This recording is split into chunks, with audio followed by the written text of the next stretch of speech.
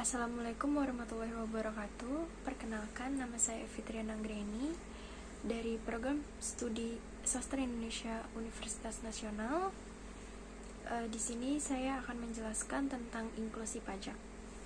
Baik, yang pertama adalah apa itu pajak? Kata pajak berasal dari bahasa Latin taxo yang memiliki arti iuran wajib yang dibayarkan oleh rakyat untuk kepentingan pemerintah dan kepentingan masyarakat itu sendiri. Pajak merupakan salah satu sumber utama pendapatan nasional yang digunakan untuk melaksanakan dan meningkatkan pembangunan yang ditujukan untuk meningkatkan kesejahteraan dan kemakmuran rakyat. Sektor perpajakan berperan penting dalam pembangunan kesejahteraan nasional, yang pada dasarnya perpajakan merupakan wujud partisipasi masyarakat sebagai warga negara yang dilatar belakangi oleh pembiayaan rutin pemerintah serta meningkatkan pembangunan nasional. Sehingga pajak memiliki kedudukan yang sangat strategis dalam penerimaan negara. Oleh karena itu, pembiayaan pembangunan memerlukan peran serta masyarakat yang tercermin dari kepatuhan perpajakan masyarakat. Semakin tinggi kesadaran masyarakat, semakin banyak wajib pajak, menunjukkan bahwa semakin tinggi kepercayaan masyarakat terhadap penyelenggaraan negara dan semakin tinggi pula sikap nasionalisme warga negara. Kesadaran pajak setiap warga negara merupakan modal psikososial untuk meningkatkan kewajibannya sebagai pembayar pajak dan juga sebagai penikmat pajak.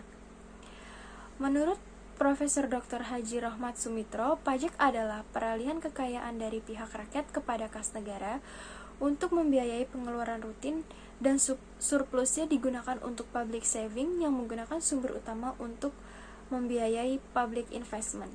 Sesuai falsafah Undang-Undang Perpajakan, membayar pajak bukan hanya merupakan kewajiban loh, tetapi merupakan hak dari setiap warga negara untuk ikut berpartisipasi dalam bentuk peran serta terhadap pembiayaan negara dan pembangunan nasional. Pajak mengandung dua perspektif, yakni pajak dilihat dari perspektif ekonomi dan dari perspektif hukum. Dari perspektif ekonomi, pajak dipahami sebagai beralihnya sumber daya dari sektor privat kepada sektor publik. Sementara dari perspektif hukum merupakan suatu perikatan yang timbul karena adanya undang-undang yang menyebabkan timbulnya kewajiban warga negara untuk menyetorkan sejumlah penghasilan tertentu kepada negara. Negara mempunyai kekuatan untuk memaksa dan uang pajak tersebut harus dipergunakan untuk penyelenggaraan pemerintah. Dari pemikiran tersebut dapat dirumuskan bahwa pajak adalah iuran rakyat kepada kas negara yang dipungut berdasar undang-undang sehingga dapat dipaksakan dengan tidak membalas jasa secara langsung serta digunakan untuk menutup biaya produksi barang-barang dan jaksa kolektif untuk mencapai kesejahteraan umum. Di Indonesia sendiri, sistem pemungutan pajak yang digunakan adalah self-assessment system, yaitu sebuah sistem pemungutan dan pengelolaan pajak di mana pemerintah mempercayai sepenuhnya wajib pajak untuk menghitung, menyetor, dan melaporkan kewajiban perpajakannya. Wajib pajak dianggap memiliki kemampuan menghitung pajak, memahami peraturan perpajakan yang berlaku, memiliki kejujuran yang tinggi, dan menyadari pentingnya membayar pajak. Oleh karena itu, keberhasilan perpajakan sangat tergantung pada wajib pajak itu sendiri. Self-assessment system ini sangat memungkinkan wajib pajak tidak melaksanakan kewajiban perpajakannya dengan baik karena kelalaian, kesengajaan, atau mungkin ketidaktahuan wajib pajak terhadap kewajiban perpajakannya. Masyarakat tidak semua memahami hukum membayar pajak, bahkan sebagian masyarakat bersikap apatis terhadap pentingnya membayar pajak. Padahal, manfaat membayar pajak bisa dinikmati atau digunakan oleh masyarakat dalam jangka panjang. Meskipun penting dalam pembangunan negara, namun sayangnya masih banyak sekali orang yang melalaikan kewajiban membayar pajak. Bahkan hingga saat ini masih banyak penyelewengan terjadi dalam dunia perpajakan yang mana hal tersebut sangat merugikan negara. Pembayaran pajak awalnya dilakukan secara manual atau hard copy yang dilayani oleh hampir semua bank swasta dan bank BUMN serta kantor pos. Namun sejak Januari 2016, pembayaran pajak telah dilakukan melalui daring menggunakan e-billing, sehingga lebih mudah dan tidak memakan waktu yang lama. Upaya tersebut merupakan langkah awal untuk warga negara agar lebih bijak dan tidak ada lagi alasan untuk tidak membayar pajak. Selanjutnya yaitu, apakah pajak penting bagi negara? Negara Kesatuan Republik Indonesia merupakan suatu bentuk negara yang sistem pemerintahannya berdasarkan ideologi Pancasila. Sejak kemerdekaan bangsa ini diproklamasikan pada tanggal 17 Agustus 1945, para pendiri negara melihat bahwa persoalan yang dihadapi negara bukan hanya bidang politik, namun mencakup berbagai dimensi kehidupan masyarakat. Salah satu tujuan berdirinya Republik Indonesia adalah terwujudnya masyarakat yang adil dan sejahtera. Negara kesejahteraan ialah suatu bentuk pemerintahan demokratis yang menegaskan bahwa negara bertanggung jawab terhadap kesejahteraan rakyat, bahwa pemerintah harus mengatur pembagian kekayaan negara agar tidak ada rakyat yang kelaparan dan tidak ada rakyat yang menemui ajalnya karena tidak memperoleh jaminan sosial. Amanat negara kesejahteraan ini dapat direalisasikan manakala pemerintah dalam membangun bangsa dan negara ini, baik secara fisik maupun non-fisik, memiliki kewenangan untuk mengumpulkan pajak sebagaimana terdapat dalam pasal 23A UUD tahun 1945.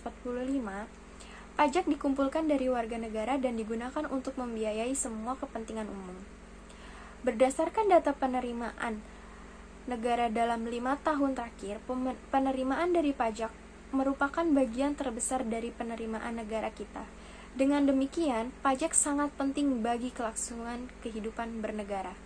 Dari perspektif ekonomi sebagaimana yang telah tadi saya jelaskan, pajak dipahami sebagai beralihnya sumber daya dari sektor privat kepada sektor publik, memberikan gambaran bahwa adanya pajak menyebabkan dua situasi menjadi berubah.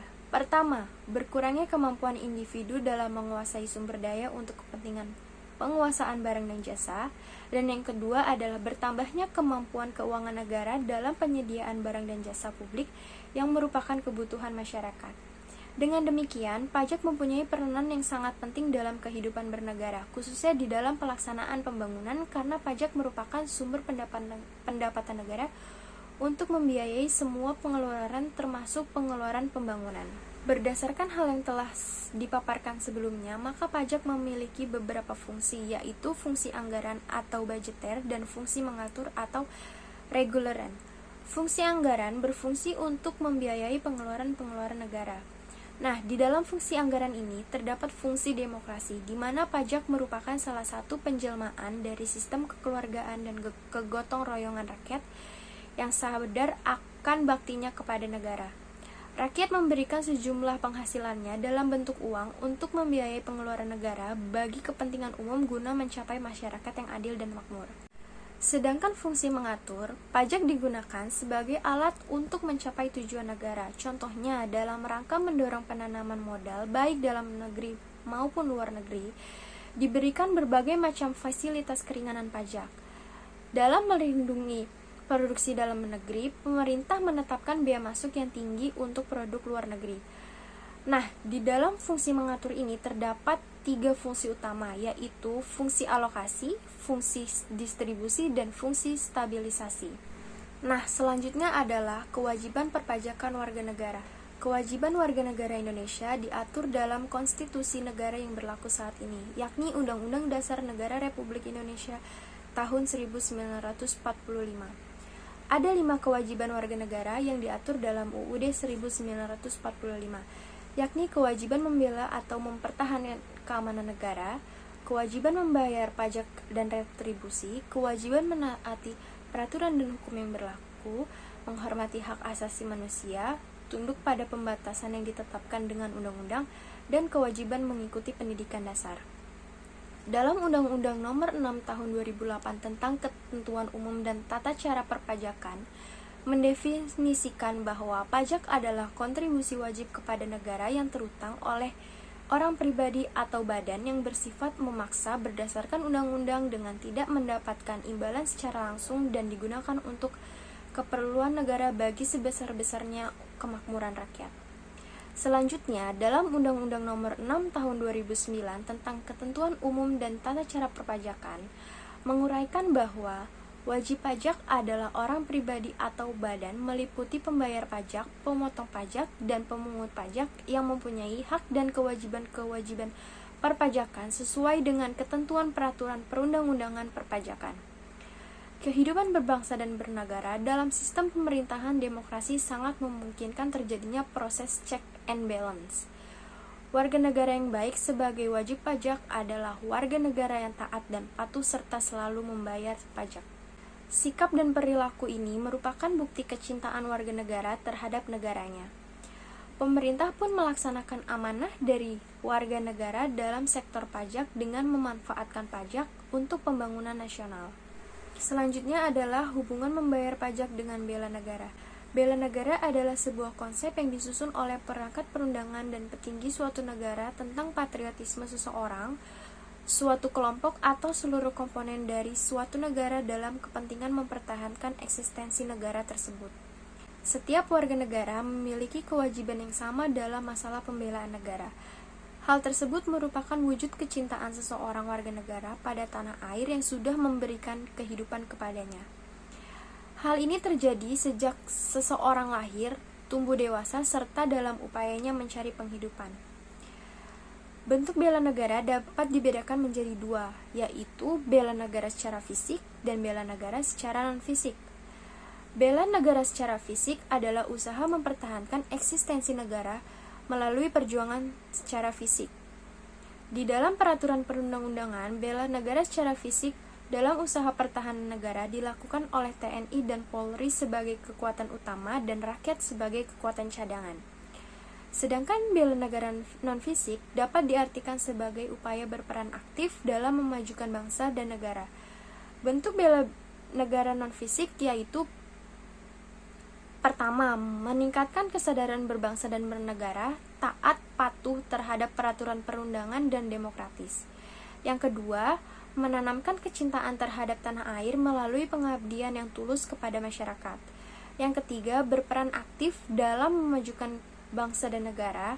Dan yang terakhir adalah sadar membayar pajak untuk kepentingan bangsa dan negara.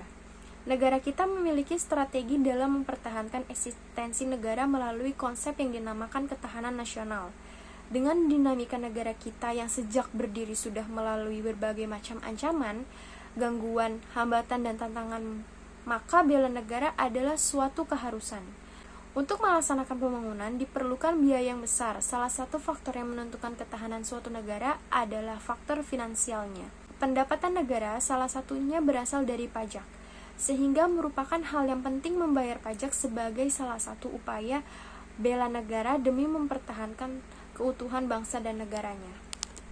Baik, yang terakhir adalah kesadaran dan studi kasus perpajakan. Kesadaran perpajakan adalah keadaan mengetahui atau mengerti perihal pajak. Penilaian positif masyarakat wajib pajak terhadap pelaksanaan fungsi negara oleh pemerintah akan menggerakkan masyarakat untuk mematuhi kewajibannya membayar pajak. Membayar pajak merupakan sumbangan wajib pajak bagi terciptanya kesejahteraan diri mereka sendiri serta bangsa secara keseluruhan. Sebagaimana yang telah diketahui, self-assessment system memberikan kepercayaan kepada wajib pajak untuk melakukan kegotong royongan nasional melalui sistem menghitung, mempertahankan, membayar, dan melaporkan sendiri pajak yang terhutang. Dengan sistem ini diharapkan akan tercipta unsur keadilan dan kebenaran, mengingat pada wajib pajak yang bersangkutanlah yang sebenarnya mengetahui besarnya pajak yang terutang. Sumarsa mengatakan bahwa kesadaran perpajakan masyarakat yang rendah seringkali menjadi salah satu sebab banyaknya potensi pajak yang tidak dapat dijaring. Kesadaran perpajakan seringkali menjadi kendala dalam masalah pengumpulan pajak dari masyarakat. Kesadaran wajib pajak atas perpajakan amatlah diperlukan guna meningkatkan kepatuhan wajib pajak. Dewasa ini, pendapatan pemerintah dari sektor pajak belumlah maksimal. Bahkan realisasi penerimaan pajak di Indonesia cenderung mengalami penurunan setiap tahunnya. Salah satu penyebabnya dikarenakan tingkat kepatuhan wajib pajak yang semakin lama semakin menurun. Selain itu, juga ada indikasi tercapainya target penerimaan pajak adalah praktek penggelapan pajak yang dilakukan oleh wajib pajak. Menurut Dewanta dan Mahmudah, penggelapan pajak atau tax evasion adalah aktivitas membayar pajak di mana mereka dengan sengaja melanggar hukum, tidak taat, dan melanggar ketentuan undang-undang perpajakan dengan tujuan untuk menghindari dari penyetoran iuran pajak yang ditanggungnya. Wajib pajak orang pribadi atau wajib pajak badan yang melakukan penggelapan pajak akan dikenakan hukuman pidana dan sanksi pajak, baik berupa denda maupun bunga yang akan dibebankan ke dalam total pajak terutang dari wajib pajak orang pribadi atau badan sesuai dengan Undang-Undang Ketentuan Umum dan Tata Cara Perpajakan. Keberadaan Undang-Undang Perpajakan idealnya mampu membayar pajak orang pribadi atau badan untuk taat dan patuh akan membayar pajak. Akan tetapi, kondisi ideal tersebut masih jauh dari harapan, sebab masih banyak wajib pajak yang lalai dalam melakukan kewajibannya. Bahkan tidak sedikit wajib pajak yang melanggar ketentuan pajak di Indonesia dengan melakukan penggelapan pajak.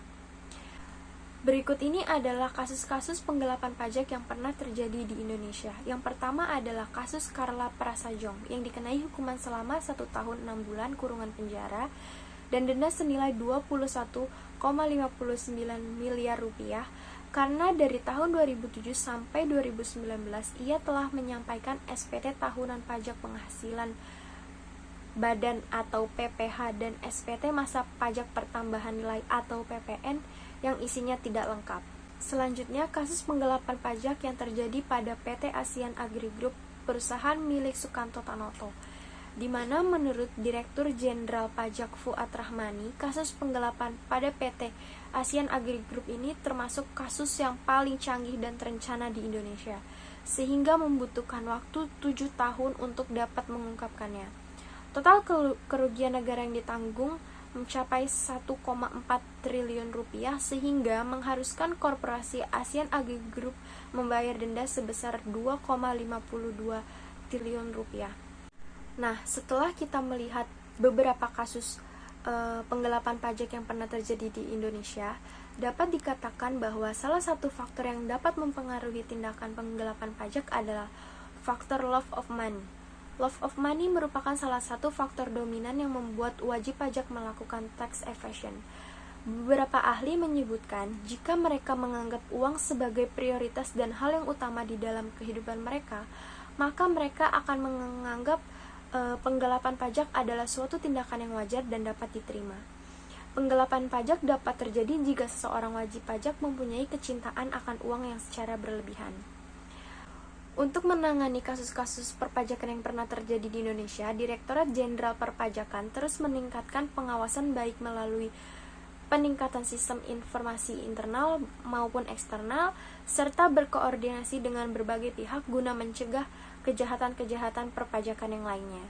Dengan penegakan hukum yang dilakukan oleh Direktorat Jenderal Perpajakan terhadap pelaku tindak pidana perpajakan diharapkan dapat memulihkan kerugian pada pendapatan negara dan memberi efek gentar atau deterrent effect agar tidak ada wajib pajak lainnya yang akan melakukan tindak pidana di bidang perpajakan.